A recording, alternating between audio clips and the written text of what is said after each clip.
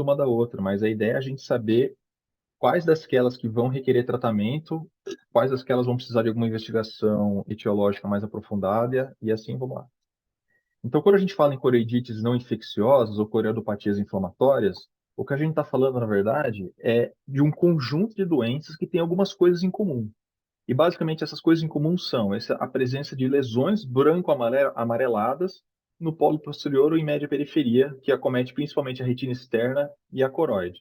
Então, esse conjunto de doenças, a gente acaba chamando todas elas de, no jargão popular, de white dot syndromes. Mais recentemente, isso daí está sendo descrito como white spot syndromes, não só de ponto, porque são mais manchas do que ponto, na verdade, né? Então, a gente tem literalmente uma sopa de letrinha aí, e a ideia é ajudar um pouquinho a diferenciar cada uma delas. Então, a ideia da aula é a gente basicamente fazer uma apresentação de um caso clínico mais típico, e aí, a partir do diagnóstico, a gente vai esmiuçando um pouco as características clínicas e fisiopatológicas e de multimodalidade, um pouquinho de tratamento, mas durante a apresentação, eu vou reforçar aqui algumas palavras-chave que a gente sempre tem que procurar no doente para tentar ajudar a definir cada uma dessas entidades aqui. Então, vamos lá. Daí, no decorrer da aula, a gente vai montando essa tabela, que no final vai ficar bem completinha aí, tá bom? Então, olha só, o primeiro caso é uma paciente do sexo feminino de 41 anos, procedente de São Paulo, e a queixa dela era de flashes de luz no olho direito. Então, ela tinha essas fotopsias e antes do quadro, ela apresentou uma infecção de vera superior, né, uma IVAS, 4 dias precedendo, né, associada a cefaleia leve. Então, a visão era muito boa, era de 1,0 nos 2 olhos, não tinha DAR e praticamente no segmento anterior não tinha reação inflamatória, sem células, sem célula no vítreo, certo? Então, se a gente for ver, vou voltar um pouquinho aqui, se a gente for ver na bio de fundo, a gente consegue observar que no fundo de olho direito, a gente tem essa lesão aparecendo uma placa, né, mais esbranquiçada, acometendo a região peridiscal aqui, justa foveal. No olho esquerdo, aparentemente inocente. Então, a primeira dica que eu queria falar aqui é o seguinte: toda vez que chega uma pessoa que a gente suspeita de white dot, a retinografia em si é muito valiosa, porque quando a gente vai examinar esse paciente com uma lente 78, por exemplo, alguma a biomicroscopia de fundo ou um mapeamento de retina que seja, às vezes a gente passa despercebido esse tipo de lesão, é difícil identificar. Então a gente acabou fazendo uma anjo nessa paciente e olha só, o que chama atenção é que essa lesão ela é hiperfluorescente nas fases precoces e à medida que o exame vai passando, ela se mantém hiperfluorescente, certo? Então, diante desse quadro unilateral, agudo, com reação inflamatória muito leve, praticamente zero, com essas lesões, e o que chama atenção aqui é essa angiofluorescenografia hiper, e lógico, a gente sempre vai fazer uma infecciosa negativa, a gente acaba fechando o diagnóstico de Mills. Então, Mills foi descrito em 84, inicialmente por Jean Paul, não tem uma etiologia conhecida e costuma ser precedida, igual essa paciente que a gente mostrou, por quadros virais.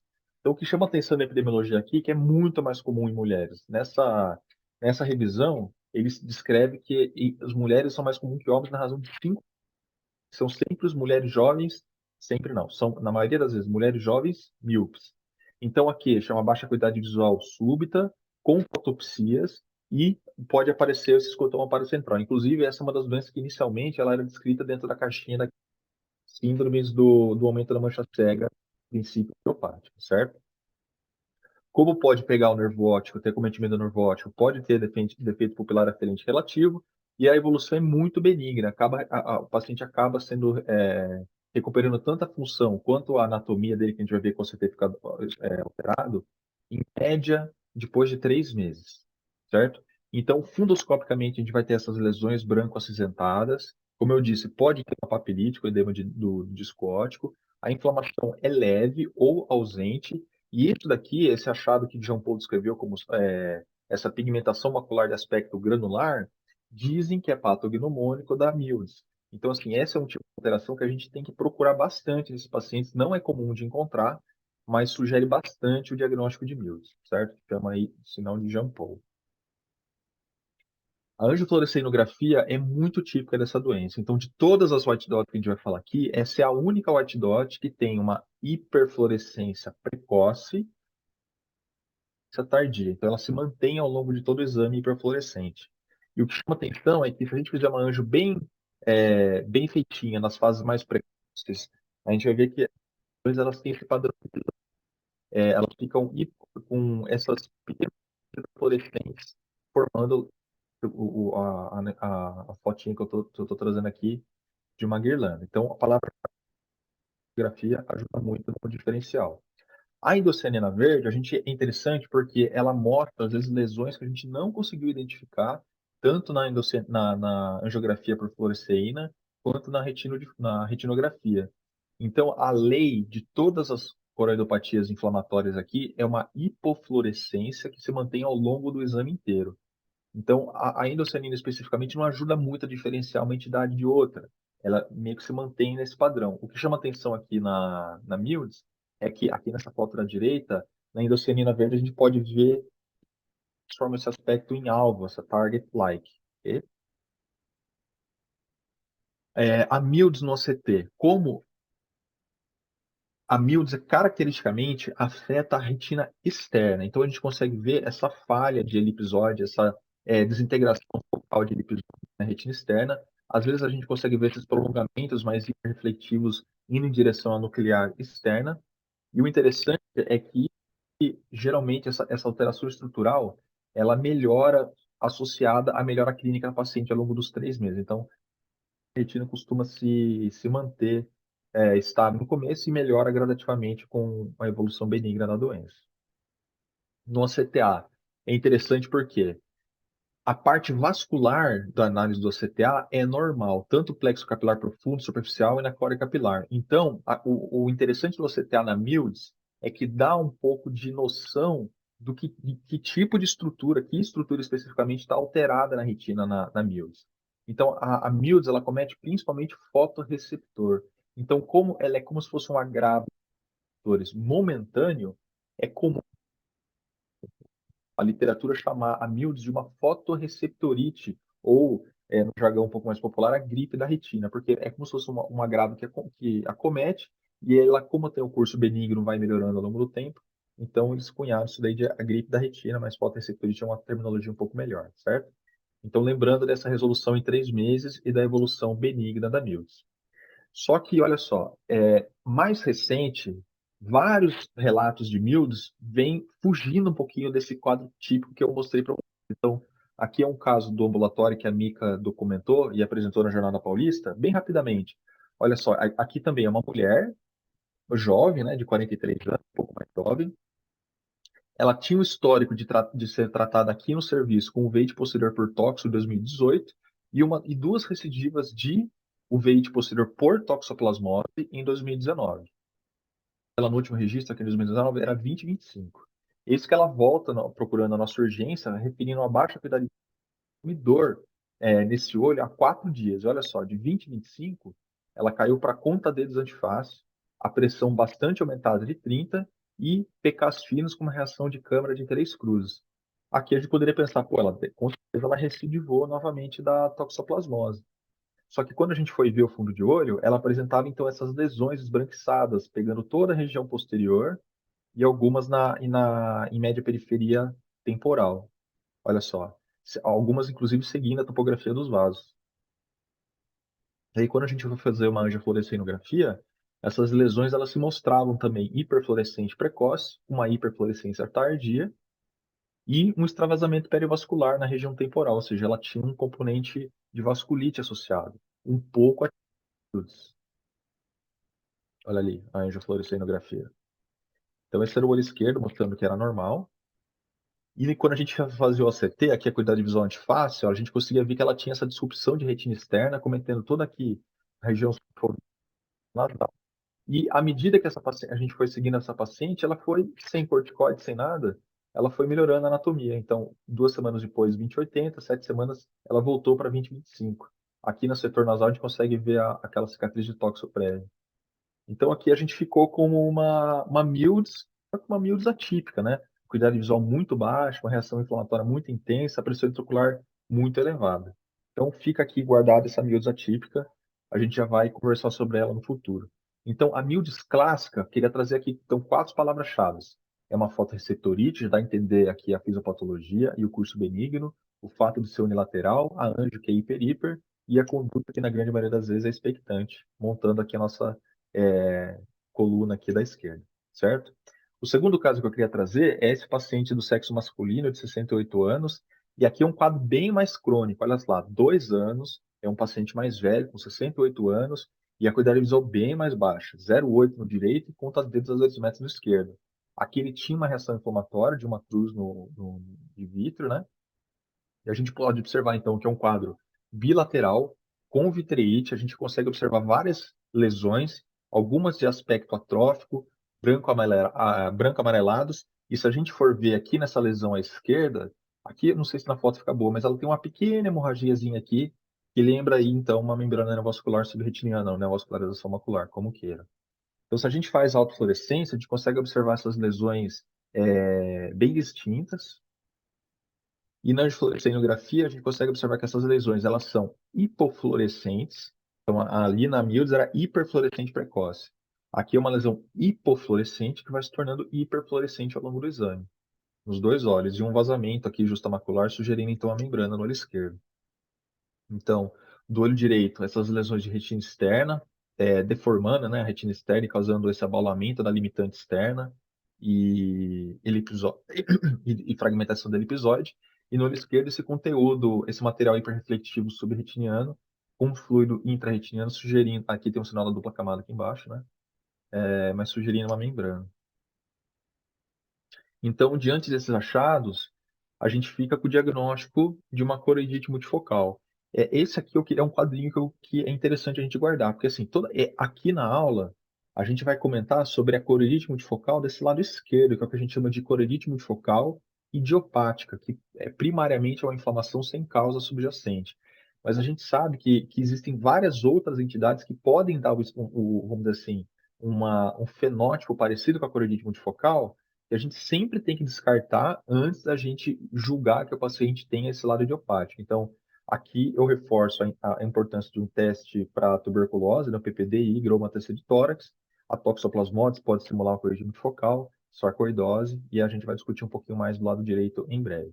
Então, a corrigite multifocal com panovite foi inicialmente descrita por Nozick e Dorsch em 73, não tem etiologia conhecida, também como a miúdes, pode ser precedido por quadros virais, e o que chama atenção aqui é o fato de acometer pessoas mais velhas do que a faixa etária normal. Aqui, entre terceira e quarta década, a gente viu que o nosso paciente tinha perto dos 60 anos. E ela também acomete mulheres mais que homens na razão de 3 para 1, e 83%, aliás, 85% são bilaterais.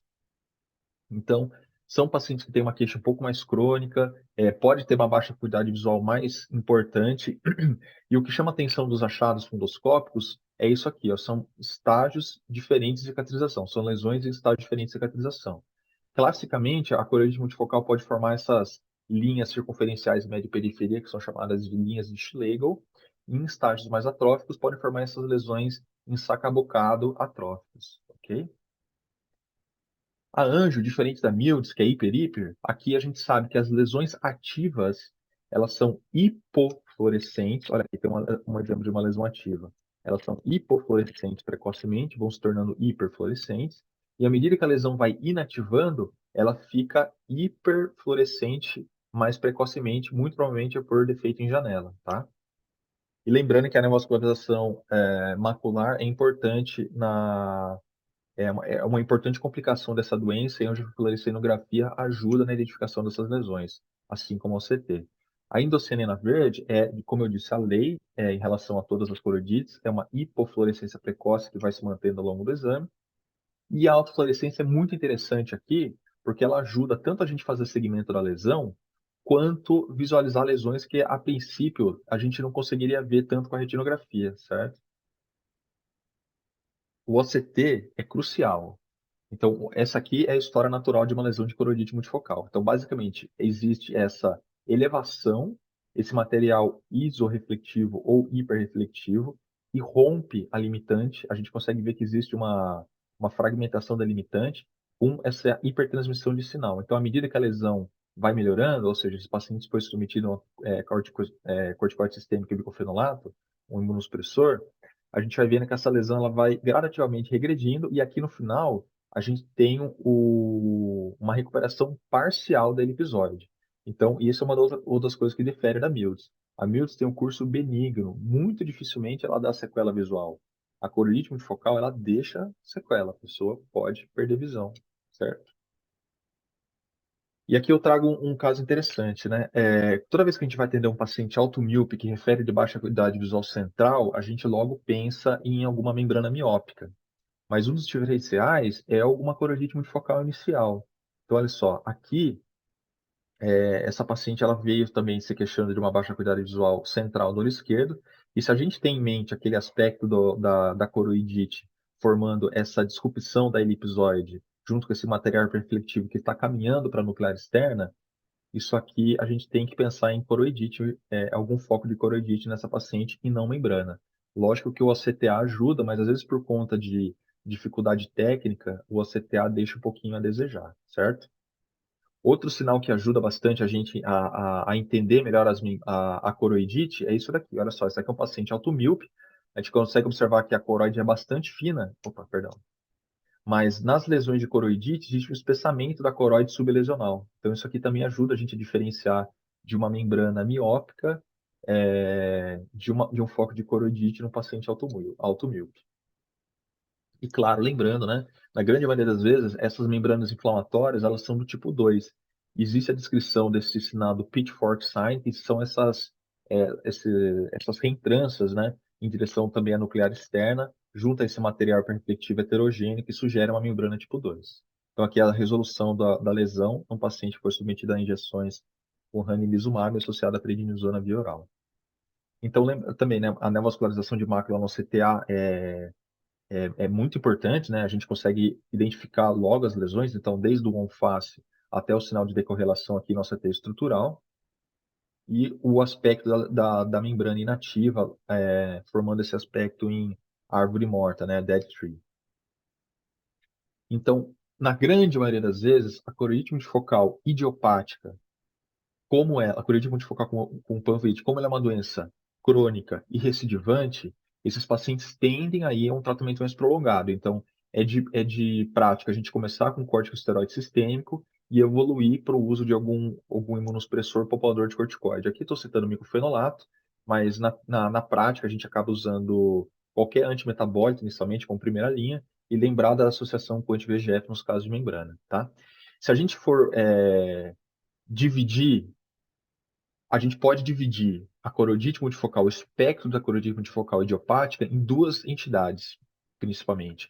A coroidite multifocal com panveite e uma outra entidade que é a PIC, que é a coroidopatia interna, coroidopatia punctata interna, que elas fazem parte, vamos dizer assim, do mesmo espectro, mas o que diferencia uma da outra é que a PIC, conceitualmente, tem pouca inflamação. Então, se a gente estiver diante de um quadro que lembra a coroidite multifocal, mas tem pouca inflamação, a gente poderia chamar isso daí de PIC, tá? Tanto a parte multimodal é muito parecida. Então, esse é um paciente do Dr. Maurício, uma mulher de 32 anos, que tem essas lesões branco-amareladas em diversas fases de cicatrização. Essa paciente tem PIC, certo?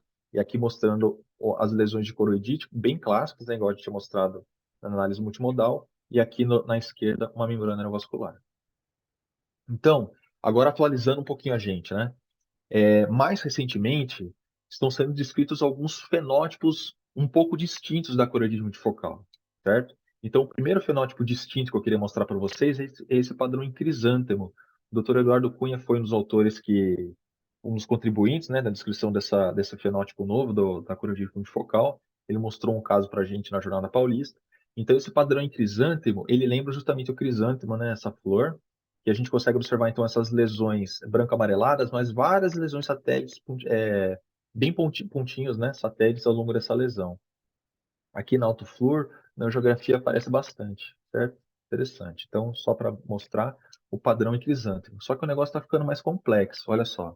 Esse aqui são casos do espectro da coroidite multifocal associada a uma síndrome de Pachy coroide.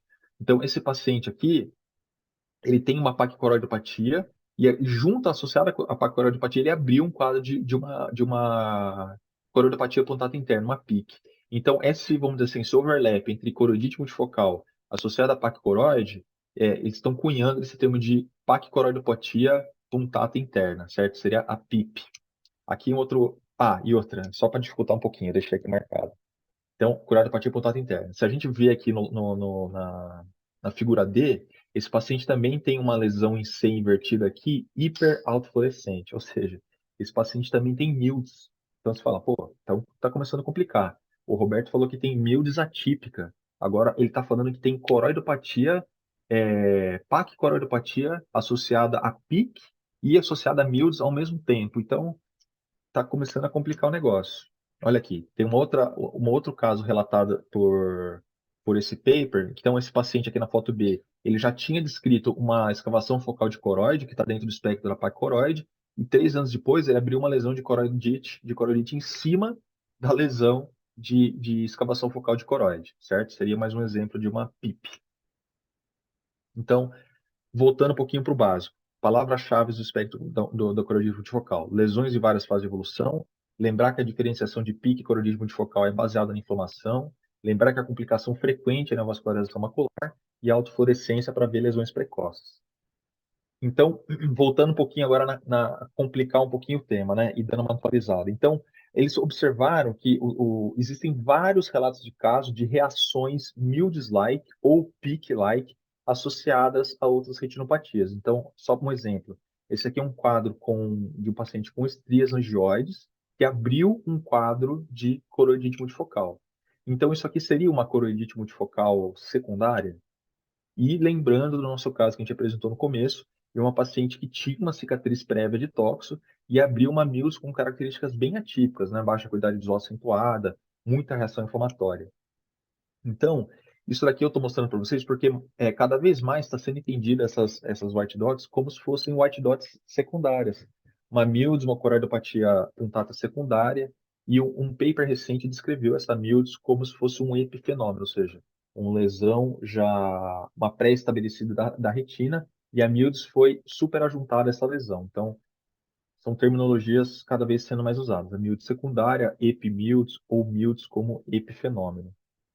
Então, aqui tem uma tabela de várias patologias oculares que já foram associadas à míoide secundária. Então, aqui vai desde toxoplasmose ocular, como esse caso que a gente mostrou, birdshot, Azor, trauma com hemorragia subretiniana e por aí vai, certo? Então, entre aspas, uma atualização para a gente é que essas white spot síndromes secundárias, elas devem ser entendidas como apresentações clínicas atípicas, né? Geralmente com mais inflamação, podem ser, por exemplo, uma míoide bilateral com uma baixa visual acentuada, também, como dizendo, atipia, né? Fora da faixa etária usual, e que pode ser concomitante com ou muito depois de alguma outra patologia córnea-retiniana. Então, eu já disse tóxico, estrangioide, e aí vai, tá? E a base fisiopatológica dessa white spot síndrome secundária, basicamente isso aqui. Existe uma teoria de que esse paciente ele tem uma lesão de retina externa, expondo, né, antígenos da córnea capilar, da membrana de Bru, do EPR. Isso faria com que perdesse o privilégio imunológico dessas estruturas, e aí esse paciente pode evoluir tanto para uma MILD secundária, que costuma ter um curso mais benigno, quanto para uma PIC, né, secundária, em que existe essa atrofia, cicatriz córneo-retinianas e um curso mais agressivo. Essa diferenciação é importante, como eu disse, porque a PIC, ela vai muito provavelmente precisar de algum tratamento mais prolongado, pensando em imunossupressor, já a MILDS tem um curso mais benigno.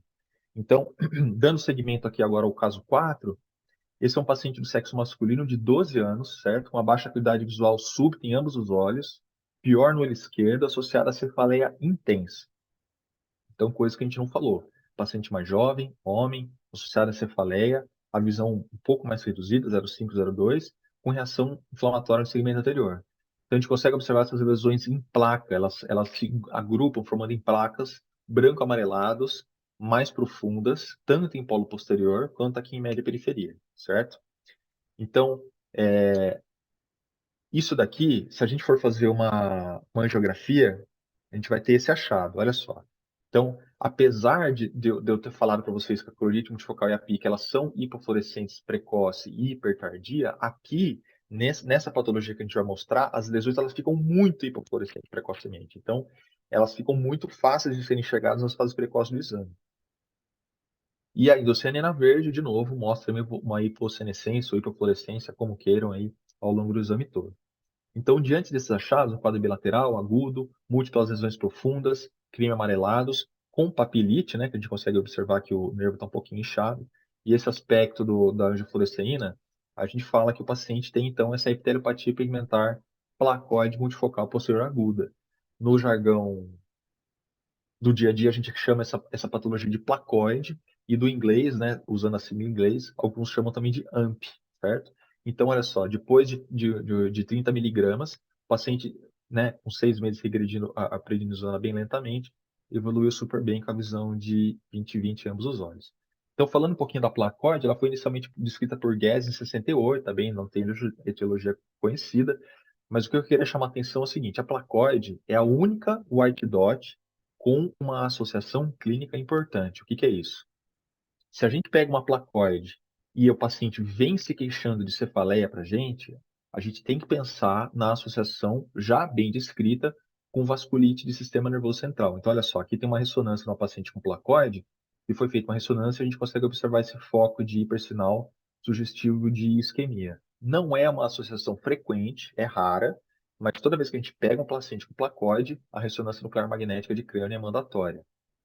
Lembrando que existe relação também muito menos frequente com tireoidite e artrite, certo? Então lembra da associação clínica. Aqui, da parte epidemiológica, o que chama atenção é que não tem predileção por sexo, justamente por isso que eu trouxe o exemplo de um paciente do sexo masculino, e também pega pessoas mais jovens, da segunda e terceira década, certo? Então, basicamente a história a gente já conversou. O que eu queria chamar a atenção aqui é que costuma ser autolimitado, certo? Então, dos achados a gente também já conversou. E o que eu queria mostrar aqui são os achados de OCTA, porque tanto ajuda a gente tanto na parte de diagnóstico quanto para entender a fisiopatologia da doença. Então, essa foto aqui de cima é um achado clássico de uma placoide no OCT. Então, a gente consegue observar essa hiperreflectividade em banda cometendo a nuclear. Alô? Estão escutando, né? Eu pensei que tinha caído. E aqui no OCTA, no face da córrea capilar, a gente consegue observar esses flow voids que dão a entender de que a placoide é uma doença de córeo capilar. Então, a teoria hoje é que a placoide seria uma coriocapilarite. E o bom é que é uma coriocapilarite reversível. Só para fazer um paralelo, vocês lembram que o on-face do OCTA lá da Mills era normal. Então, aqui na placode, a gente consegue observar flow voids, certo? Tem um diferencial importante dessas duas doenças. Existe também, quando a placóide é muito aguda, com reação inflamatória muito intensa, descrições de OCT se aparentando dessa forma, com fluido subretiniano, intrarretiniano e formando também descolamento bacilar. Quem é um pouco mais habituado por veite sabe que isso aqui faz diferencial com doença de Harada aguda, certo? Então, placóide e doença de Harada fazem parte são diferenciais importantes. Como eu disse, a placóide tem o prognóstico é muito bom, existe recuperação espontânea na maioria das vezes, mas se o paciente evolui com membrana vascular, uma hipoperfusão de córeo capilar muito importante, daí é interessante fazer o CTA nesses pacientes, e essa hipoperfusão, quando é muito importante, pode levar a atrofia, ou quando existe o acometimento foveal muito bruto, a gente pode pensar em fazer tratamento. Então, na grande maioria das vezes, o paciente não vai para imunossupressão, mas um curso com corticoide seria interessante. Então, a gente pensa em corticoide quando? Baixa qualidade visual importante, edema macular, papilite e, claro, quando tem vasculite do sistema nervoso central. Então, aqui são as palavras-chave da placóide, que eu já citei, e a gente forma, então, mais uma parte da tabela aí, a corujite multifocal, a PIC e a placóide, certo? O próximo caso, esse aqui é um caso cedido pelo Rui Misaka. Então, esse é um paciente de 62 anos, com cefaleia, mosca volante há 4 dias. Então, veja aí, um paciente mais velho. A acuidade visual mais importante, baixa na esquerda, né? Conta dedos a 15 centímetros. Reação inflamatória no vítreo, uma cruz. E olha só, olha o aspecto dessa lesão. Então, é uma alteração difusa do EPR, com lesões atróficas, esse aspecto de distribuição helicoidal, centrífugo, com algum grau de variação variável de pigmentação. Se a gente faz a angiofluorescenografia, a gente consegue observar que as lesões que têm aspecto de atividade, elas são hipofluorescentes e vão se tornando hiperfluorescentes ao longo do exame. Essa aqui é uma foto um pouco mais angular, mais de grande angular, que a gente consegue observar algumas coisas. Aqui eu queria chamar a atenção para o seguinte: então, existe essa lesão helicoidal a partir do disco, formando esse aspecto, já dando um spoiler aí, serpiginoso.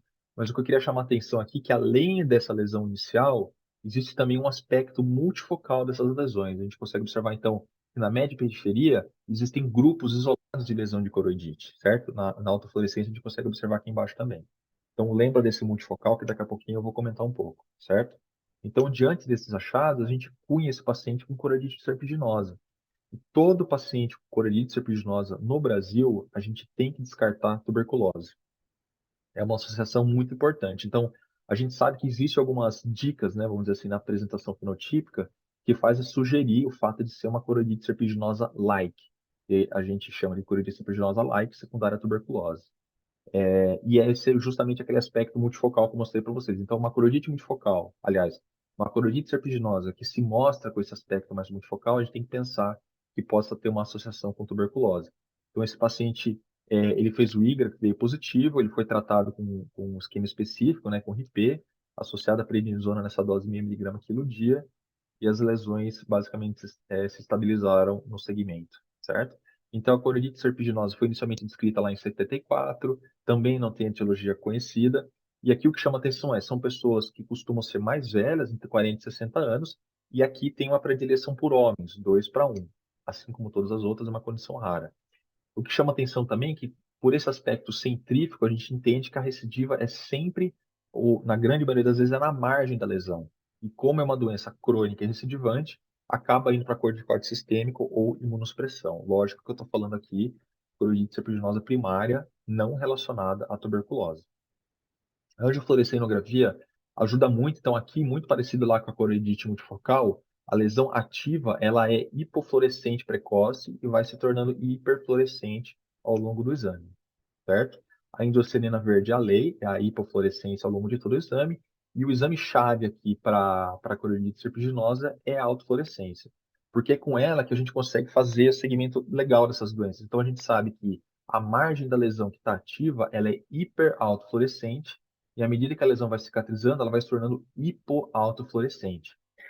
Na prática, a gente percebe que a autofluorescência é um pouco difícil de ser padronizada. Às vezes o paciente, mesmo por conta de contraste, brilho e tudo mais, a gente não consegue fazer uma padronização muito boa da imagem para segmento. Mas, né, na teoria, é o melhor exame para seguir esses pacientes. Mas nem tudo são flores, olha só. Então, eu trouxe aqui um outro caso do ambulatório. Queria agradecer ao Matheus pela ajuda na documentação. Então, olha só, uma paciente do sexo feminino, 15 anos, cefaleia, baixa acuidade visual no esquerdo. Ela tinha visão de 20/20, 20/60, uma cruz de células na câmara anterior e no vítreo. Então, olha só, a gente consegue observar que apesar da queixa ser no olho esquerdo, ela tem um quadro de coroidite bilateral, acometendo principalmente a mácula e dando uma leve impressão de um formato serpiginoso. Alguém poderia chamar isso aqui de coroidite serpiginosa? Não está errado, está fugindo um pouco do padrão. É menina, é mais nova, né? Mas a gente poderia chamar isso aqui também de placoide?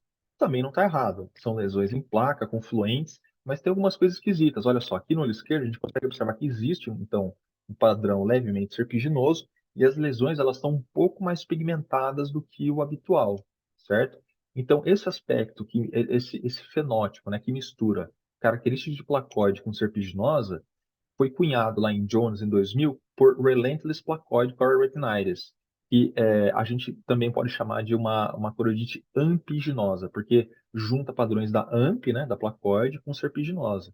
Então aqui, olha só, são lesões creme branco-amarelados, mas pode formar esse padrão serpiginoso, diferente da placoide, que tem um curso um pouco mais benigno. A ampiginosa ela pode evoluir com atrofia das lesões, e aí vai. Então, é uma apresentação clínica um pouco diferente. E para finalizar, o quadro dessa paciente, de um paciente agora um pouco mais velho, né? Masculino, de 69 anos, descendente italiano, isso é importante. Uma baixa qualidade visual mais progressiva, há 2 anos, com dificuldade de visão noturna, então coisa que a gente quase não falou. Olha só, paciente mais velho, uma baixa qualidade visual um pouco mais crônica, né, de 2 anos, nictalopia, que a gente não falou disso até agora, uma qualidade visual relativamente boa, de 0,9, e a gente consegue observar essas lesões branco-amarelados, profundas também aqui em todo o polo posterior. E na angiofluorescenografia, coisa que não apareceu até agora. Olha só, a gente consegue observar que esse paciente ele tem um vazamento perivascular, ou seja, ele tem uma vasculite associada, certo? Isso aqui não apareceu em nenhuma white dot. Quando a gente vai fazer o OCT, a gente consegue observar que existe uma rarefação de retina externa também. E diante desses achados, então, a gente acabou solicitando a HLA-29, que veio positivo, fechando o diagnóstico etiológico para coreretinopatia Birdshot. Então, a Birdshot, pessoal, é uma doença muito rara aqui no Brasil. Rara porque existe uma predisposição genética importante, principalmente de descendentes europeus. Então, a gente tem uns 2, 3 pacientes ambulatórios, sendo que um deles é um homem, um pouco atípico, mas o que eu queria chamar a atenção aqui é que o HLA-29 é muito forte nessas doenças. Inclusive, tem alguns especialistas e dizem que não existe Birdshot sem HLA-29. Se você acha que é Birdshot, pera HLA-29 V negativo, praticamente eles excluem esse diagnóstico. E Birdshot, para quem não sabe, é o tipo de cartucheira, então dá esse aspecto em lesão, em tiro de cartucheira, essas lesões disseminadas em toda a retina. E o que chama atenção também é que elas costumam predominar na retina nasal, certo? Então essa é outra palavra-chave. Então, comete mais pacientes do sexo feminino, um pouco mais velhas, entre 40 e 60 anos. Aqui eu não vou me ficar muito, basicamente, o que a gente falou, mas de maneira geral, como é uma doença crônica recidivante, também precisa de corticoide, acabam indo para imunossupressão. Como são pacientes mais idosos, a gente acaba usando o metotrexato, certo? Então, aqui a palavra-chave, mulher, HLA, lesão mais na retina nasal e a angiovasculite. Então, esse aqui fechando o nosso quadrinho, depois quem quiser eu passo para vocês, certo? Então, as mensagens aqui que eu queria passar para vocês. Lembrar que existem essas coroidopatias inflamatórias, as primárias, e também a gente não pode deixar de pensar nas coroidopatias inflamatórias que existe associação com acometimento sistêmico. Então, a sarcoidose, que a gente não comentou, a tuberculose, que a gente deu uma pincelada, e a Multicanal rarada também, tá? E lembrar que a gente tem agora, vamos dizer assim, que colocar no nosso radar essas white spot síndromes secundárias. Lembrar delas quando as apresentações são atípicas, mais graves, quando existe a associação atual ou prévia com história de uma outra coroidite, certo? Então, aqui, bem rapidamente, lembrar que a placóide é a que tem associação sistêmica importante. Eu chamei aqui, eu cunhei um pouquinho mais didático de coroidite dos mais velhos, a serpiginosa e a Birdshot. Lembrar que a Mills é o resfriado unilateral da retina. Lembrar que a PIC, coroidite multifocal, a gente tem que ter cuidado com membrana. E a vitreite pode estar presente em todas, exceto na PIC, que pode ter, mas muito discreta. E lembrando que a papilite, não confunda, a papilite pode estar presente em todas essas white spot, white dot syndrome. Okay?